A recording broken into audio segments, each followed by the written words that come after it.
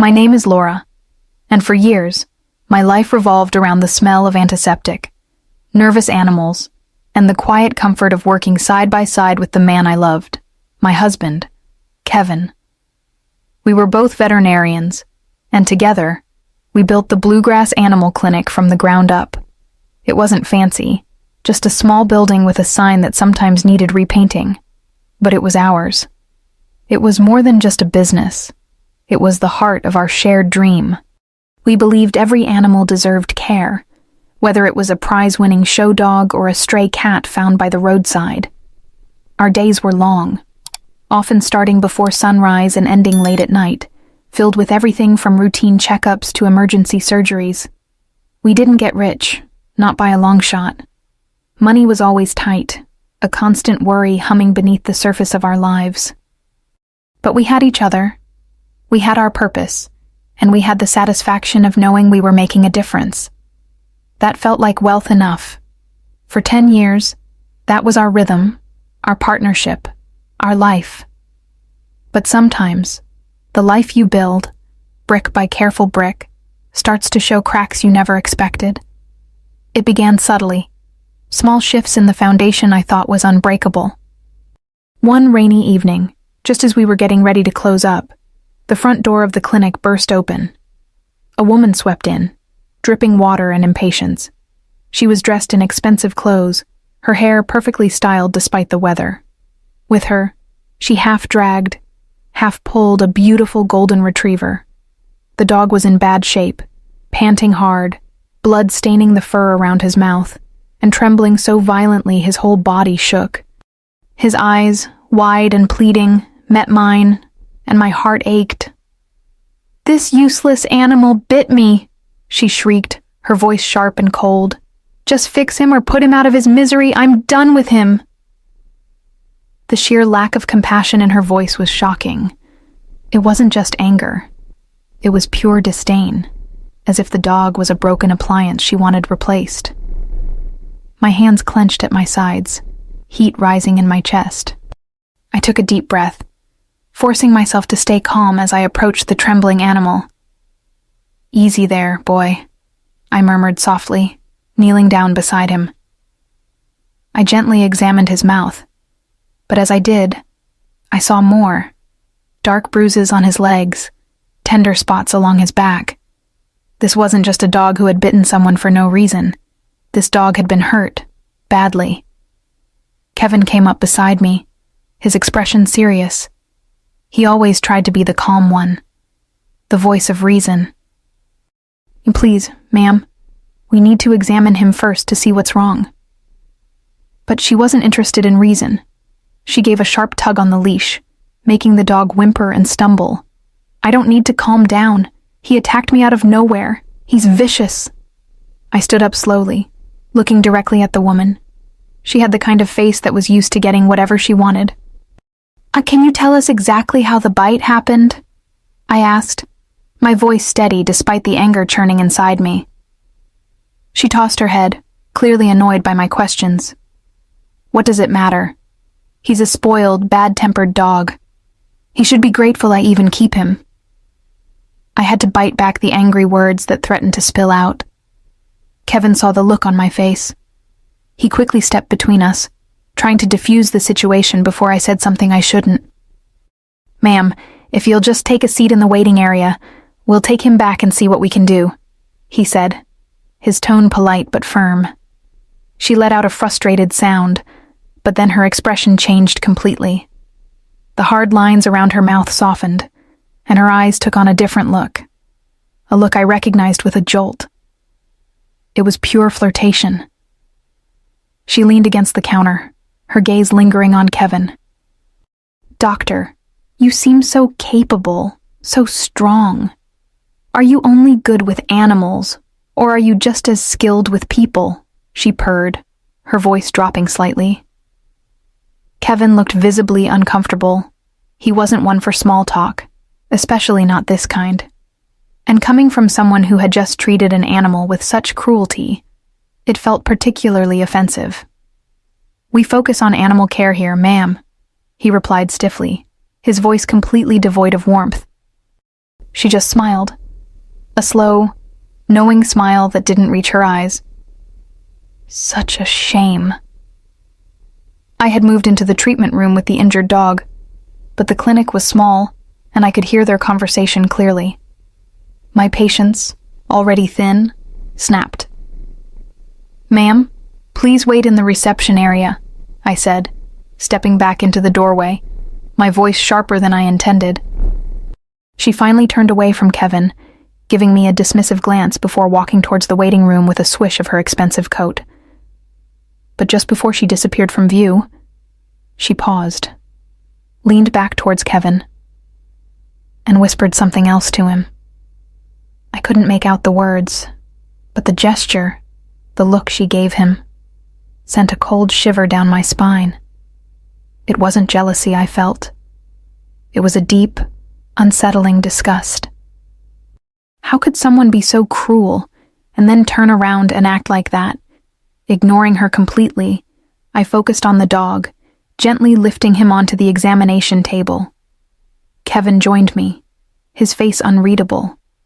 As we worked to clean and stitch the cuts on the dog's mouth, he trembled under our hands, flinching at every touch. "He's terrified," I murmured, stroking his head soothingly. "She definitely hit him. Look at these bruises." I looked at Kevin, expecting his usual outrage, his shared anger. But he was quiet. Too quiet. "We have to be careful how we handle this, Laura," he said finally, his voice low. "If we accuse her directly, she'll just take him away, and we won't be able to make sure he's okay." A heavy weight settled in my chest. That wasn't the Kevin I knew. The Kevin I married would have been ready to fight for this dog. Consequences be damned. This Kevin sounded cautious, practical. "Since when are you okay with just letting things go?" I asked, my voice barely a whisper, laced with disappointment. He sighed, running a hand over his tired face. "It's not about letting it go, Laura. It's about being smart. We can help him more if he stays here." His words made sense, logically, but they felt wrong. They felt like a compromise of the fierce principles we used to share. Later that night, after we'd settled the dog into a comfortable kennel and finished closing up, we walked home in the light rain. The silence between us was thicker than the damp air. We lived in a small apartment above the clinic, just a short walk away. Usually, this walk was a time for us to unwind, to talk about our day, to joke, to make plans. But tonight, there was nothing but the sound of our footsteps and the rain hitting the pavement. It was the first truly uncomfortable silence we'd shared, the first visible sign of a crack that was starting to form between us. I watched Kevin from the reception area the next morning. He was at the counter, sorting through bills and paperwork, a tired slump to his shoulders. 10 years, a decade of building a life together, brick by brick, dream by dream. We hadn't just shared a marriage. We'd shared a purpose, a calling to help animals. But lately, I felt like I was standing on one side of a river, and he was slowly drifting to the other. "That woman last night was just awful," I said, finally breaking the silence, leaning against the doorframe with my arms crossed. "Not only did she treat that poor dog terribly, but she acted like she could just hit on you like we were in some bar." Kevin let out a weary sigh, not looking up from the papers. "People like that, they live in a different world, Laura. They think money means they can do anything, own anyone." "Yeah, but what bothered me most was, you didn't seem as bothered as you used to be." He stopped writing and looked up, his jaw tightening. "What exactly do you mean by that?" "Just, you used to get so angry about animal cruelty. You'd be ready to call the authorities right away. Lately, you just seem resigned. Different." Kevin put his pen down and ran a hand through his hair, a clear sign he was getting frustrated. "I'm just tired, Laura." His voice was low, heavy with something I couldn't quite name. "Tired of what?" He hesitated, looking away towards the clinic door. Of the constant struggle, of living month to month, worrying if we can pay the bills, of having to beg people to be decent to their own pets, of getting called out at all hours for emergencies with no real break, of feeling like we're stuck, like we can't ever get ahead.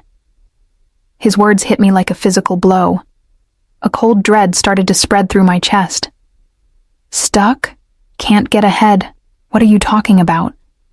He finally looked back at me, his eyes holding a look I hadn't seen before, a mix of frustration and a longing for something more.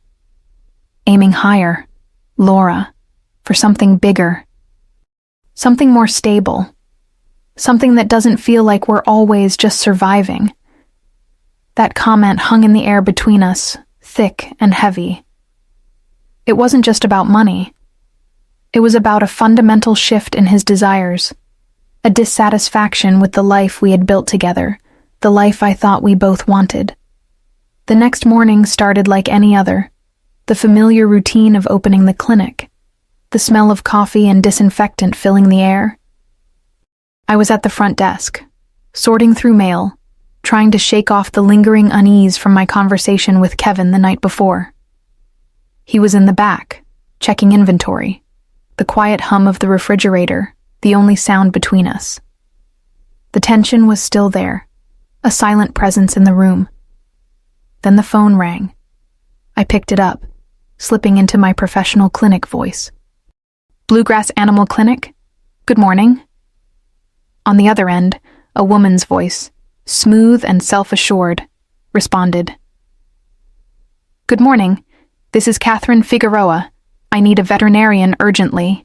One of my polo horses woke up lame, and my usual vet is unavailable. My hand paused over a stack of papers. Catherine Figueroa, even living here in Kentucky where horses are a way of life, her name stood out. Thoroughbred Ridge Farm wasn't just a farm, it was an institution, known for its champion horses and its incredibly wealthy or exclusive clientele.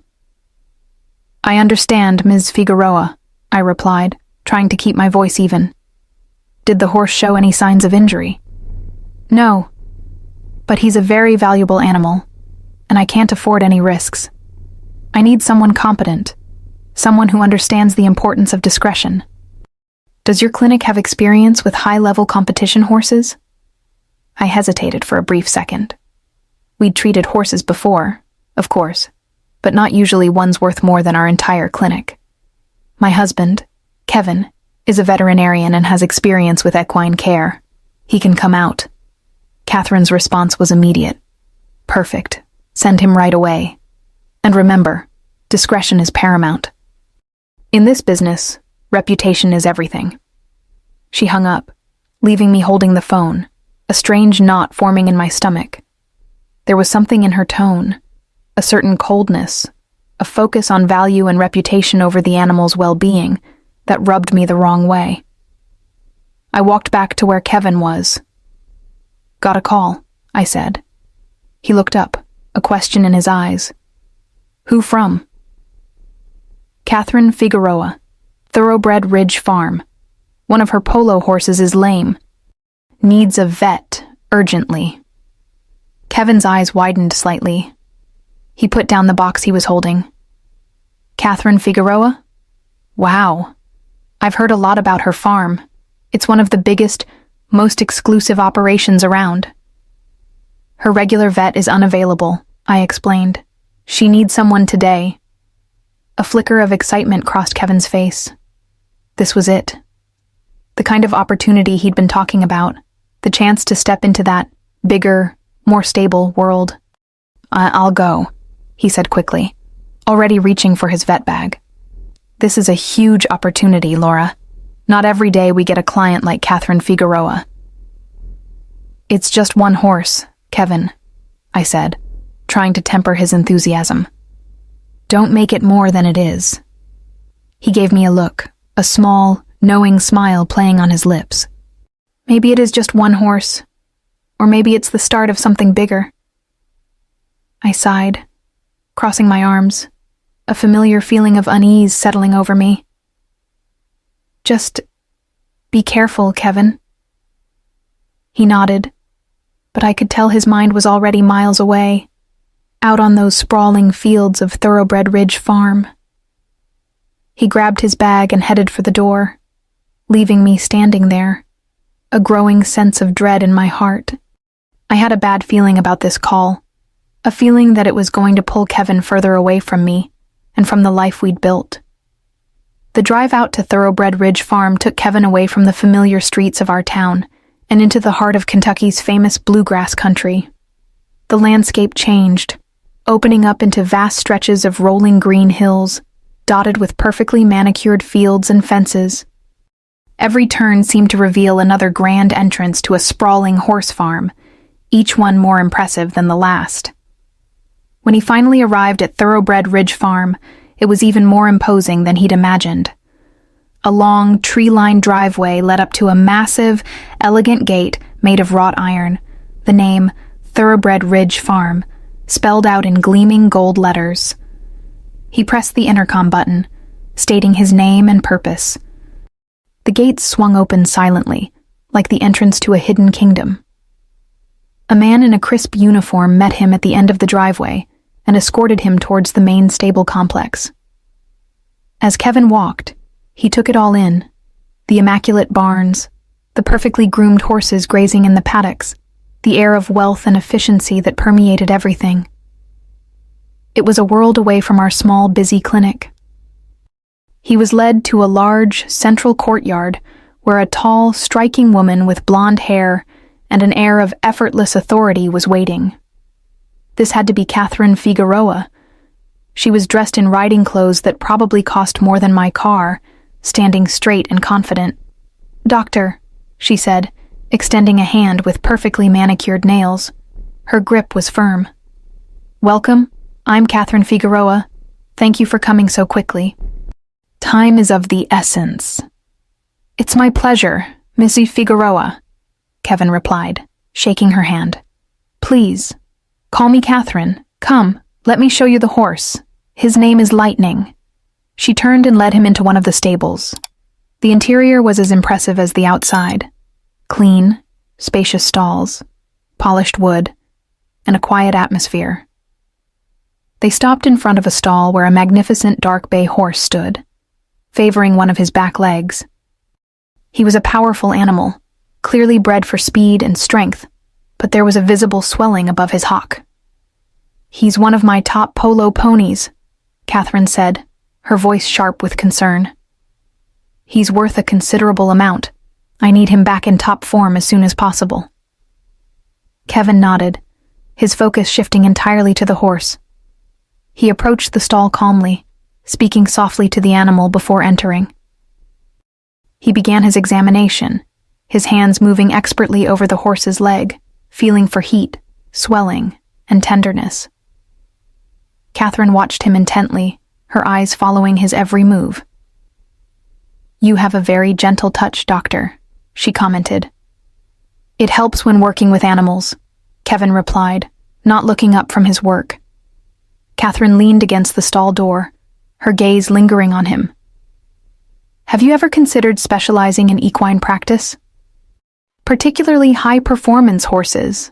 Kevin paused his examination for a moment, looking at her. "I enjoy working with horses, but my practice is mainly small animals." Catherine smiled, a slow, knowing expression that made Kevin feel like she was seeing more than just a vet. "That's a waste of talent.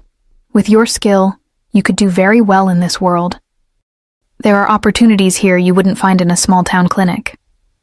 Her words were like a seed planted in his mind, taking root. He finished his examination, diagnosing a sprain. He gave Catherine instructions for rest, cold therapy, and medication. "I'll need to come back in a few days to recheck him," he said. Catherine nodded, but she didn't seem eager for him to leave. "Are you in a rush?" "I need to get back to my clinic," Kevin replied, gathering his things. "Such a shame. I would have liked to show you around the farm properly. We have quite the operation here." Kevin hesitated for a moment. The thought of seeing more, of spending more time in this world, was tempting. "Maybe another time, Catherine." She tilted her head, that same unreadable smile on her face. Another time, doctor. I'll look forward to it. As Kevin drove away from Thoroughbred Ridge Farm, leaving the imposing gates behind, he felt a definite shift within him. Catherine Figueroa was a force, and her world was intoxicating. It was everything he had recently admitted to wanting: bigger, more stable, a place where talent could lead to real wealth and recognition. He glanced in his rearview mirror at the retreating view of the farm, a place that felt both exciting and a little dangerous.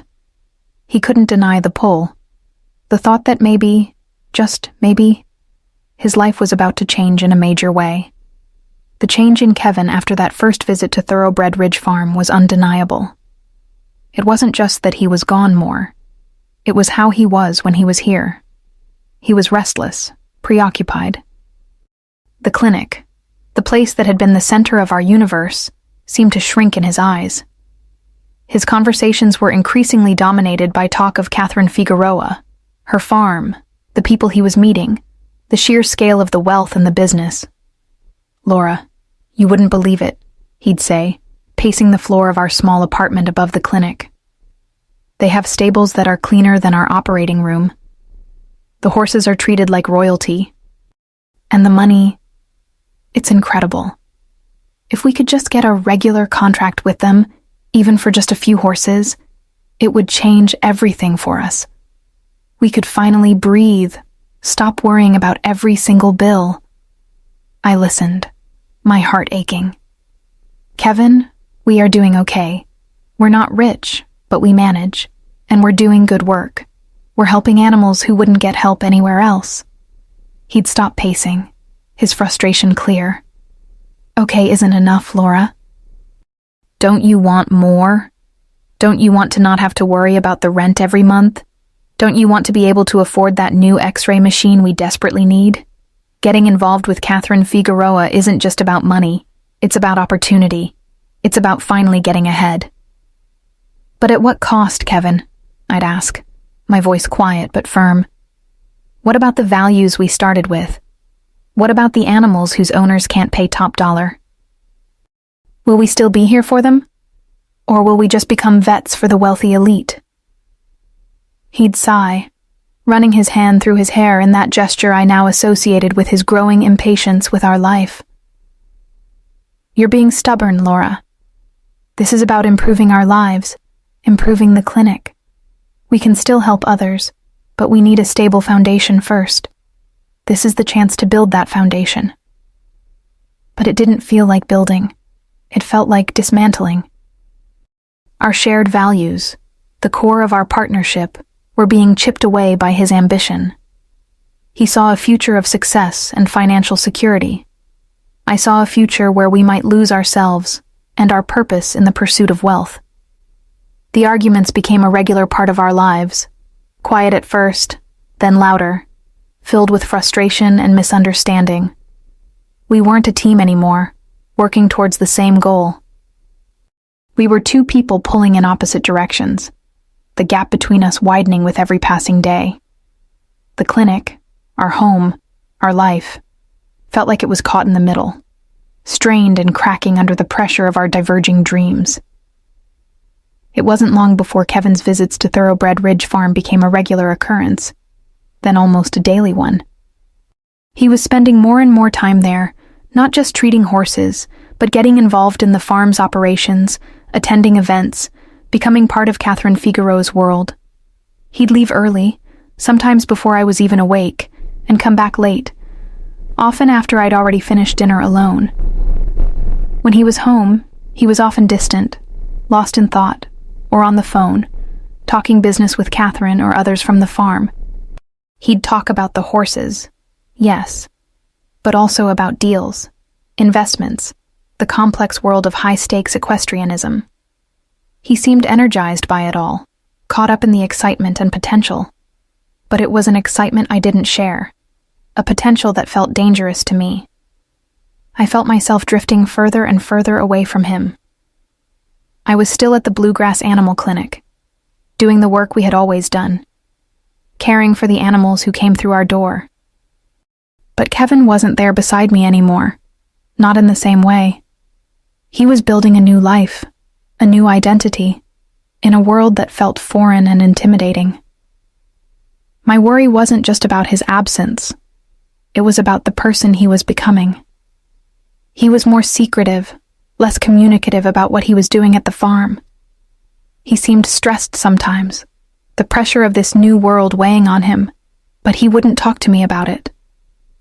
He was so focused on climbing this new ladder that he seemed oblivious to the fact that he was leaving me, and everything we had built, behind. I was being left behind. Left behind in our small clinic, in our quiet life, in the shared dream that had once defined us. Kevin was getting pulled deeper and deeper into Catherine Figueroa's orbit, a world I instinctively knew was wrong for us. And I had a terrible, sinking feeling that this was just the beginning of how much I was going to lose. The weeks that followed Kevin's increasing immersion in Catherine Figueroa's world were the loneliest of my life. He was physically present less and less, and even when he was home in our small apartment above the clinic, his mind was clearly elsewhere. He was preoccupied, distant, his thoughts consumed by the grandeur and complexity of Thoroughbred Ridge Farm. The familiar rhythm of our shared life, the quiet evenings spent discussing our day at the clinic, the comfort of simply being together, all of it was replaced by a hollow silence. I'd eat dinner alone, the clock ticking loudly in the quiet apartment, while he was at the farm, or at some event related to the farm, or on the phone talking business in hushed tones. The scent of horses always clung to him when he returned, but it was mixed now with the expensive, unfamiliar perfume of Catherine Figueroa, a constant, unwelcome reminder of the world that was pulling him away from me. I imagined him moving through opulent stables, attending exclusive parties, being courted and impressed by wealth and status. It wasn't just the potential infidelity that gnawed at me, though that fear was a cold knot in my stomach. It was the sense that he was becoming a stranger, that the man I loved was being fundamentally changed by this new environment, by the promise of something bigger. Then, late one rainy evening, the phone rang. It was Kevin. His voice, usually full of that new, restless energy when he spoke about the farm, was different. It was low, hesitant, heavy with a weariness that sent a shiver down my spine. "Laura," he said, his voice barely a whisper, like he was afraid of being overheard. I need to tell you something. Something important." My heart leaped into my throat. I braced myself, half expecting him to confess he was leaving me for Catherine, for the life she represented. But what he told me was far more disturbing, a chilling account that eclipsed my personal pain for a moment. He didn't talk about Catherine in a romantic way. He talked about her business, about the dark secrets hidden behind the polished facade of Thoroughbred Ridge Farm. He spoke of systematic doping, not just giving a horse a little something for pain, but powerful cocktails designed to mask severe injuries, forcing animals to perform when they should have been resting, healing. He described cruel confinement, horses kept isolated in small stalls for extended periods, their natural instincts denied, leading to stress, anxiety, and sometimes dangerous behavior. He talked about the immense pressure to win, the ruthless focus on profit, where a horse's value was measured only by its ability to perform and reproduce. And then he told me about the elimination process. If a horse broke down despite the drugs, if it developed a chronic condition that made it unprofitable, if it simply didn't respond well to the harsh training or treatments, it was deemed a liability. He didn't use the word euthanasia in a medical sense, or slaughter in a humane one. He used Catherine's word, elimination. It was a cold, sterile term for getting rid of a living being that was no longer useful. He described hushed conversations, horses disappearing overnight, their records scrubbed clean. It was clear they weren't being retired to green pastures or sold to loving homes. They were being disposed of, like broken tools. As he spoke, I could hear the turmoil in his voice, the internal struggle he'd been enduring. He admitted how seductive the world of Thoroughbred Ridge Farm had been. The sheer scale of it, the wealth, the feeling of being important, of finally having access to resources we could only dream of at our small clinic. He confessed that he had initially allowed himself to be blinded by the opportunity, by the promise of escaping the constant financial strain that had been our reality for so long. But the things he was witnessing, the casual cruelty, the blatant disregard for the animal's well-being, was eating away at his conscience. He was a veterinarian. His life's work was dedicated to healing and protecting animals. Every time he saw a horse suffering because of Catherine's greed, every time he was asked to administer a drug he knew was harmful, he felt a betrayal of everything he believed in, everything we had built our lives upon. He didn't share every horrific detail that night, his voice thick with guilt and fear. But I heard the turning point, the moment the lure of wealth finally broke against the rock of his deeply held values. He couldn't be a part of it anymore. He couldn't stand by and watch while animals were abused and discarded like broken machines. He had reached his limit. He couldn't be the man Catherine Figueroa wanted him to be, not if it meant sacrificing his soul. The silence that followed his confession was filled with the weight of everything unsaid, everything broken between us, and the terrifying reality of what was happening at that farm. A few days after that difficult phone call, a package arrived at the Bluegrass Animal Clinic. It was a simple, unmarked brown envelope, slipped through the mail slot. There was no return address, no note, nothing to indicate who sent it. But I knew. Inside, I found a trove of information, photocopied documents, stacks of photos, and a small USB drive. It was evidence, painstakingly collected. Detailed veterinary logs showing excessive drug dosages and questionable treatments, financial records hinting at off-the-books transactions, photos of horses with visible injuries and signs of neglect, and audio recordings of hushed conversations about managing problems and ensuring compliance. It was all there, undeniable proof of the systematic abuse and illegal activities taking place at Thoroughbred Ridge Farm. My hands trembled as I sifted through the material. Each document, each photo, was a punch to the gut. The scale of the cruelty was even worse than Kevin had described. This wasn't just poor animal husbandry. It was deliberate, calculated exploitation and abuse, all for the sake of profit and prestige. These magnificent animals, bred for strength and speed, were being treated as disposable commodities. My initial anger towards Kevin, which had been a dull ache for weeks, was momentarily eclipsed by a burning, righteous fury directed at Catherine Figueroa and her operation. In that moment, holding the damning evidence in my hands, I knew with absolute certainty that I couldn't stay silent. I couldn't pretend I hadn't seen this. This was bigger than my personal pain, bigger than my broken marriage. This was about those horses, about countless other animals who might suffer similar fates in the shadows of wealth and power. Exposing Catherine Figueroa and bringing her operation to light wasn't just the right thing to do. It felt like a moral imperative, a calling that resonated with the very core of why I became a veterinarian in the first place. The personal cost would be immense, a public scandal that would inevitably drag our clinic's name through the mud, the final, unavoidable confrontation with Kevin and the woman who had taken him away, the potential backlash from powerful people in the equestrian world. But none of that mattered. My values, the principles Kevin and I had built our lives and our clinic on, demanded action. I began making calls, my voice steady despite the tremor in my hands. I contacted local animal rights organizations I had worked with before, sharing the evidence and explaining the situation. Their response was immediate and passionate. They were ready to help. I reached out to journalists I knew, reporters who had shown genuine interest in animal welfare stories in the past. They were skeptical at first, given Catherine Figueroa's powerful position, but the evidence spoke for itself.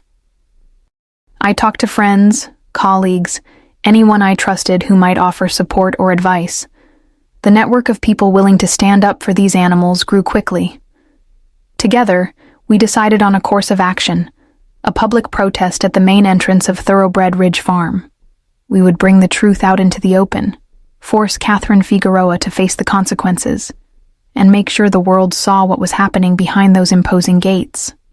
The days leading up to the protest were a whirlwind of activity, a blur of planning meetings, phone calls, printing signs, and coordinating logistics. Sleep became a luxury I couldn't afford. A constant mix of determination and fear was my shadow. Determination to see justice done, to save those animals from further suffering. Fear of Catherine Figueroa's power and influence, of the public spectacle, of the inevitable confrontation, especially with Kevin. What would happen when he saw me there, leading the charge against the world he had chosen? But every time the fear threatened to paralyze me, I looked at the photos of the suffering horses, their eyes filled with pain and fear, and my resolve hardened. I wasn't doing this for myself, not anymore. I was doing it for them. The morning of the protest arrived, bright and deceptively calm. The sky was a clear, brilliant blue, a stark contrast to the heavy weight in my chest and the dark purpose that had brought us all together. We gathered at the main entrance of Thoroughbred Ridge Farm, a growing crowd of people united by a shared outrage. Animal rights activists held signs aloft, their messages stark and clear: justice for thoroughbreds, stop the abuse, horses not commodities. Concerned citizens, many of them horse lovers from the community, stood shoulder to shoulder with us. Several local news vans were parked along the road, their satellite dishes pointing towards the farm, and a small group of reporters stood ready with notebooks and cameras. My heart hammered against my ribs, a frantic drumbeat of nervousness and adrenaline. Catherine Figueroa was not one to hide from a challenge, or perhaps she was confident she could easily dismiss us.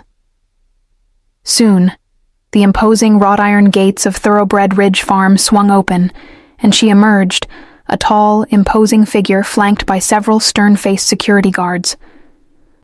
She walked towards our group, her posture radiating an air of cool arrogance, her expression one of annoyance rather than concern. But beneath the controlled facade, I could see a flicker of anger in her eyes. "What is the meaning of this disruption?" she demanded, her voice sharp and imperious, addressing the crowd as if we were nothing more than a minor inconvenience trespassing on her private kingdom. I took a deep breath and stepped forward, holding up the stack of documents and photos I had brought. "Ms. Figueroa, we are here to expose the illegal and cruel practices happening at Thoroughbred Ridge Farm," I said, my voice trembling slightly but growing stronger with each word. We have substantial evidence of systematic doping, severe animal abuse, and the illegal killing of horses that are no longer profitable. Catherine's eyes narrowed, her gaze fixing on me with chilling intensity. A thin, dismissive smile played on her lips. "Oh, I see," she purred, her voice dripping with condescension. "It's you, Laura, isn't it? Kevin's ex-wife?" She lingered on the word ex-wife, spitting it out like something unpleasant, clearly trying to frame this as a personal vendetta, the bitter act of a woman scorned. "Trying to cause trouble because your husband left your pathetic little clinic for a real opportunity here?" She turned her gaze towards the cluster of reporters, adopting a practiced, charming smile. "Ladies and gentlemen, this is nothing more than a spiteful woman making completely baseless accusations driven by jealousy and resentment." The reporters immediately started shouting questions, their cameras whirring, capturing every moment. A murmur went through the crowd, and for a terrifying moment, I saw doubt flicker in some faces. Was Catherine's tactic working? Had I just been dismissed as a bitter ex, undermining the seriousness of the accusations? A wave of panic washed over me. Had I miscalculated? Had I put myself and the clinic in danger for nothing? Just as the doubt threatened to overwhelm me, a car pulled up slowly beside the farm gates, a simple sedan that looked out of place among the news vans and luxury vehicles parked nearby. The driver's side door opened, and Kevin got out. He looked different from the man who had been absorbed by Catherine's world. Tired, yes, his clothes a little rumpled, but his face was set with a quiet determination, and his eyes, for the first time in a long time, seemed clear and focused. He didn't walk towards Catherine or her security detail. He walked towards us, towards me. The crowd parted slightly as he approached, a ripple of surprise moving through the protesters and reporters. Catherine's confident smile vanished, replaced by a look of stunned disbelief, quickly followed by a mask of furious betrayal. Kevin stopped right beside me, positioning himself to face the crowd and the wall of cameras. He took a deep, steadying breath, his gaze sweeping over the faces in front of him. "Catherine Figueroa is lying," he said, his voice clear and strong, cutting through the murmuring crowd and the clicking cameras. "Everything Laura is saying is true. I've been working here for weeks, and I've seen it all myself." He held up the small USB drive, the physical embodiment of the dark secrets he had uncovered. "I have the evidence," he stated, his voice unwavering now. "Detailed records, damning photos, audio recordings, proof of the systematic doping, the horrific mistreatment, the illegal disappearances of horses. I was blinded by the money, by the promise of success, by the chance to finally escape the constant struggle. I turned a blind eye for too long, telling myself I was just doing my job, that I couldn't change the system." His voice cracked slightly with emotion. "But I can't do it anymore. What's happening here is wrong. It's illegal, it's unethical, and it's unbelievably cruel." He looked directly at the cameras, at the faces of the reporters and protesters, his voice filled with raw honesty and regret. "I am a veterinarian," he said, the words a reaffirmation of his true identity. "My job, my purpose, is to heal and protect animals, not to be complicit in their abuse. I apologize for my part in this, for my weakness, for letting ambition corrupt my judgment. I apologize to these innocent animals who have suffered." He paused, his gaze shifting from the crowd to me. The noise of the protest, the flashing cameras, Catherine's furious glare, it all faded into the background. It was just us, standing there at the gates of the place that had nearly destroyed us both. Tears welled up in his eyes, spilling onto his cheeks.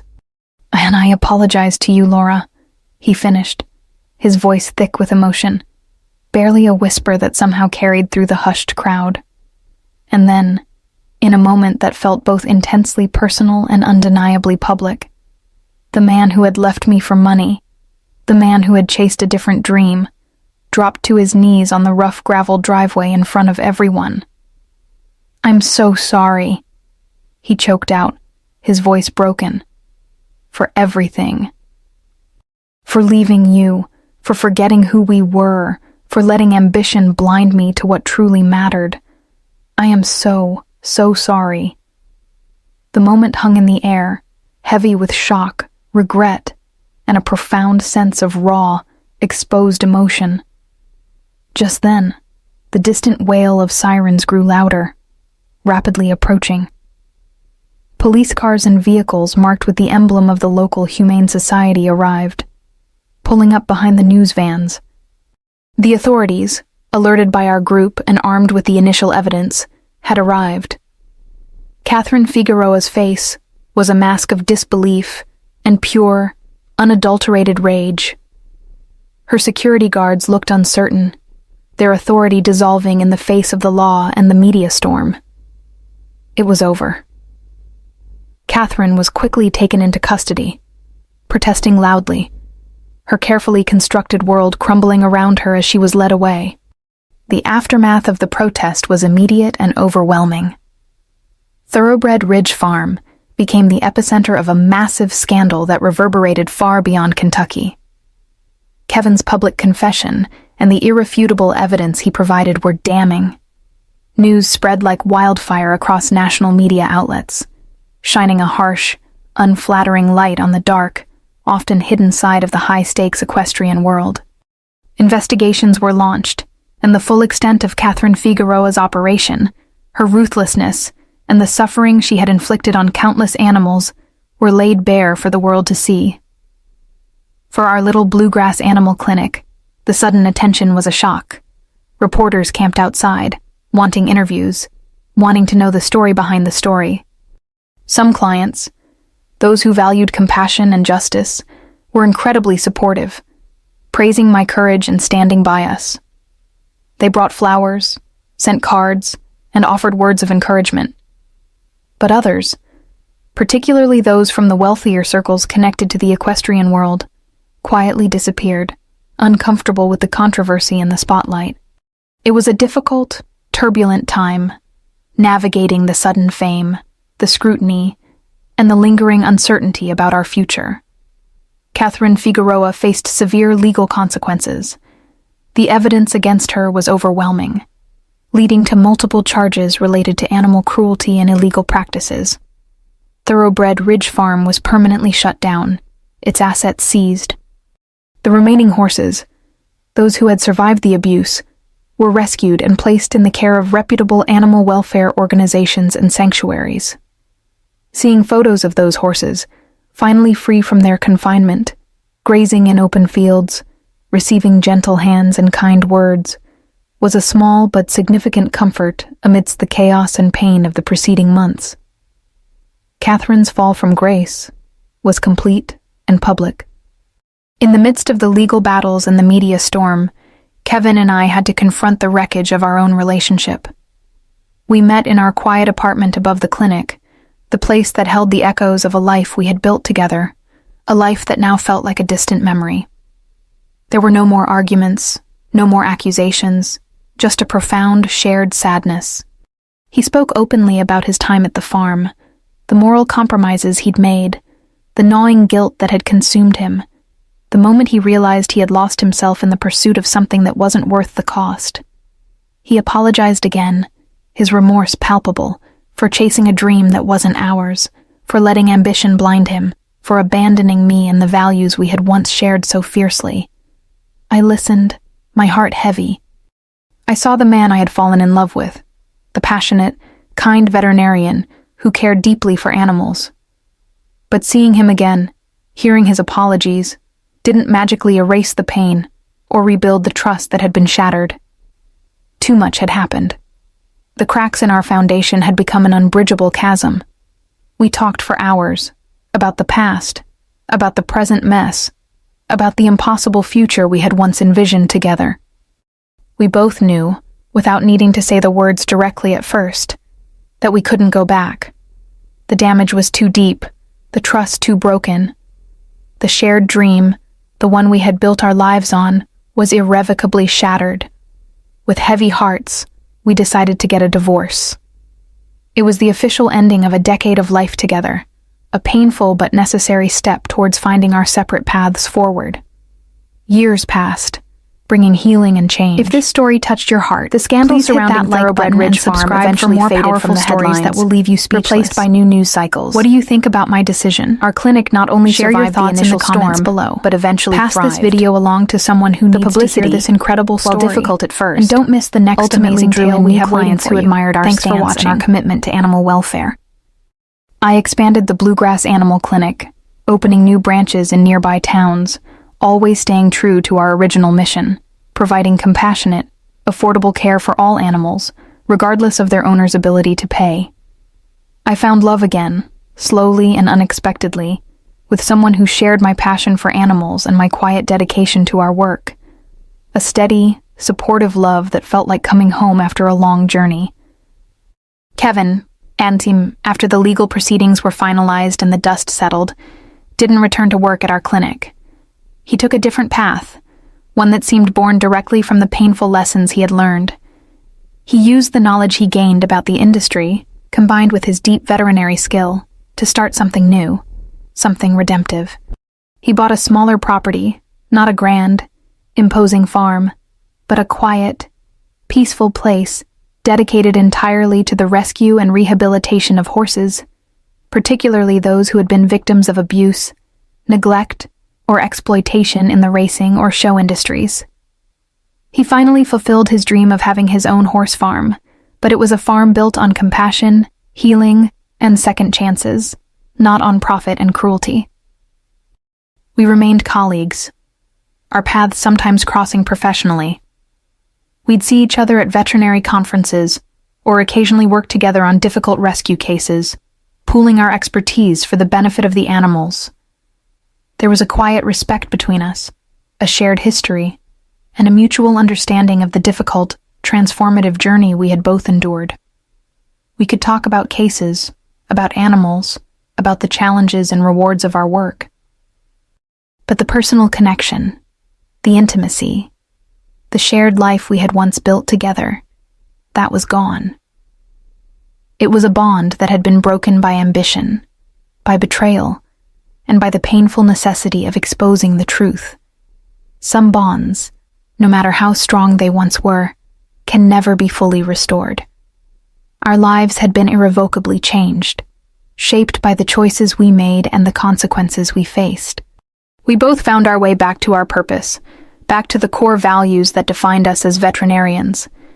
But we had to walk separate roads to get there. If my story touched your heart, leave a like. Subscribe to not miss more stories of overcoming challenges. Share this story and help other voices be heard. Leave a comment telling us what inspired you. And click here to see the next story.